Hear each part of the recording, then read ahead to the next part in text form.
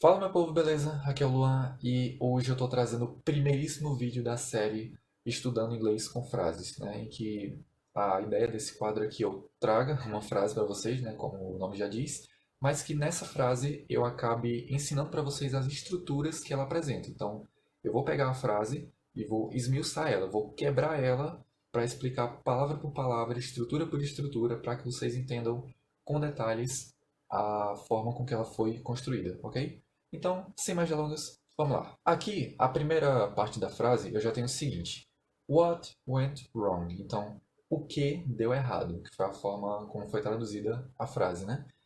É o seguinte, eu tenho, primeiro de tudo, a palavra what. What, sozinha, ela é uma palavra que quer dizer tanto o que como qual, tá certo? Então, o que ou qual, ela tem as duas traduções. Aí, né, lógico, vai depender muito do contexto que você está aplicando a palavra. Então, dependendo do contexto, pode ser ou o que ou o qual. No caso, essas duas traduções aqui. Depois, eu tenho a seguinte estrutura: went wrong. Went wrong, vamos lá. Primeiro de tudo, vamos entender o que seria went e o que seria wrong. Went, essa palavra é o seguinte: quando a gente está começando a estudar inglês, principalmente conjugação verbal, a gente aprende o quê? Que os verbos, quando eu quero transformar um verbo para o passado, qual é a regra geral? Eu simplesmente adiciono ou ed, ou d, ou ied no final do verbo, não é isso? Vai ter vídeo que eu vou fazer, tá? Com mais detalhes, explicando a forma do simple past, a estrutura do verbo para o passado. Mas entendo que de forma geral é isso. Se eu quiser transformar um verbo para o passado, é só colocar ou ed, ou ied, ou d no final dele, tá bom? De forma geral seria ed. Só que aí, olha o detalhe. Aqui eu tenho o verbo went, que seria o passado do verbo go. E aí você está se perguntando, tá, Luan, mas você acabou de falar que para transformar o verbo para o passado, eu tenho que colocar ed no final dele, né? Então o passado não seria de go, não seria gold.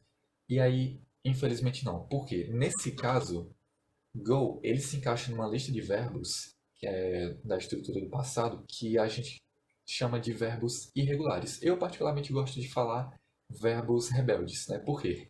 Porque esses verbos, eles não respeitam nenhuma dessas regrinhas que eu falei para vocês agora, né? De o verbo terminar com d, ed ou iad para ficar no passado. O verbo irregular, ele vai ter uma forma tanto no presente e uma forma no passado. As duas formas vão ser diferentes. Então, uma forma no presente diferente da forma do passado, ok? E aí, o verbo go, ele se encaixa nessa lista. Go é um verbo irregular e, portanto, ele não pode ter a terminação de ed. Ele vai ter uma estrutura no presente e outra no passado, que no caso seria went. Go, ele é um verbo que significa ir, tá? Então é o verbo de deslocamento, de movimento. Então, I go, eu vou. You go, você vai. E o passado, como vocês estão vendo, went. I went, eu fui. You went, você foi, ok? Então ele vai ter essa estrutura. Só que aí, olha que coisa, eu tenho a palavra wrong. Wrong é um adjetivo, tá? Que quer dizer errado. Vou até escrever aqui que fica melhor. Então, wrong seria errado. Vou até marcar de itálico, fica melhor. Então, errado. Ele é literalmente o adjetivo errado. Se eu falo I am wrong, eu estou errado, né? Aí, por que eu quero que vocês tomem bastante cuidado com essa estrutura do went wrong? Por quê? Se eu pegar a estrutura normal, go wrong, que é a forma do presente, né? O went wrong, por ser went, é o passado. Go wrong é o presente. Por que eu tenho que tomar cuidado? Porque se eu for traduzir ao pé da letra, não vai dar certo. Por quê? Go, como eu expliquei, seria ir. Wrong seria errado, né? Vou até colocar em parênteses para não confundir. Então, se eu for traduzir ao pé da letra, ficaria ir errado, né? Então, não vai fazer muito sentido. Por que isso acontece? Isso aqui é uma coisa que acontece com uma certa frequência no inglês. Eu vou ter estruturas em que, infelizmente, eu não posso traduzir ao pé da letra. Eu vou ter que pegar todas aquelas palavras que está apresentando e entender como se fosse uma coisa só, tá? No caso de go wrong, como eu vejo que a tradução literal não faz nenhum sentido, o que é que eu vou fazer? Eu vou pegar a estrutura go wrong e entender como se fosse uma coisa só. No caso, A tradução de go wrong seria dar errado, beleza? Então, dar errado, go wrong. Eu não posso traduzir como ir errado, porque é uma estrutura. Estruturas do inglês eu traduzo como se fosse uma coisa só e não usando a tradução literal, ok? A tradução ao pé da letra. Então, como aqui está no passado, o went wrong, que é o verbo go no passado, então seria deu errado, né? Então, went wrong, ó, go wrong, dar errado. Went wrong, deu errado. No caso da frase, what went wrong é perguntando o que deu errado, né? E aí, aqui eu tenho a seguinte estrutura, mais uma estrutura para vocês. In a nutshell.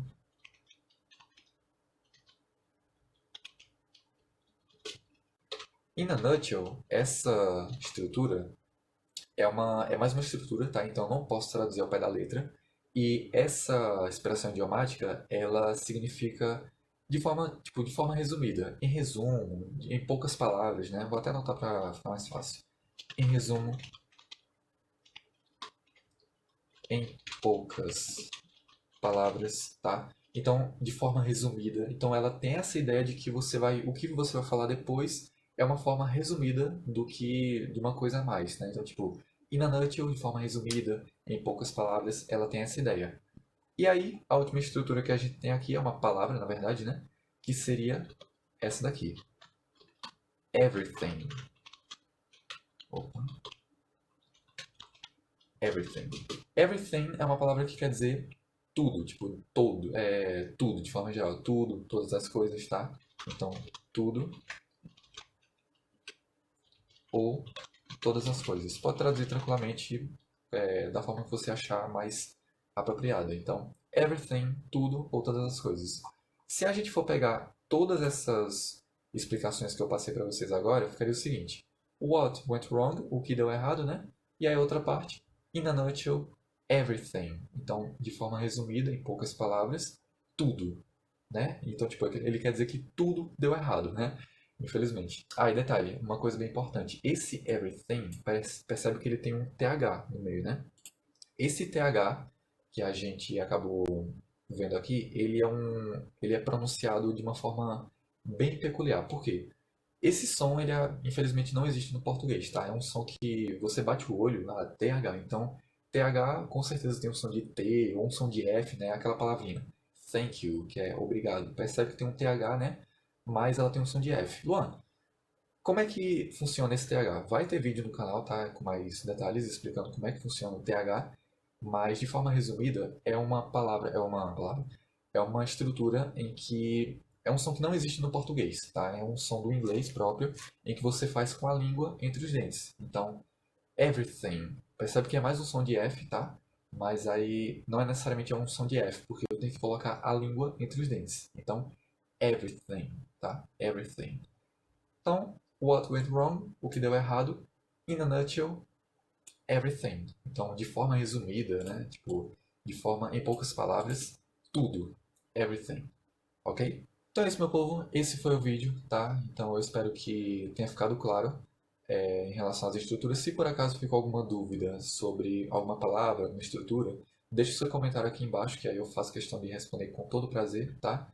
E aí eu espero te ver em breve. Esse foi o vídeo de hoje, tá? E aí eu te vejo na próxima. Valeu!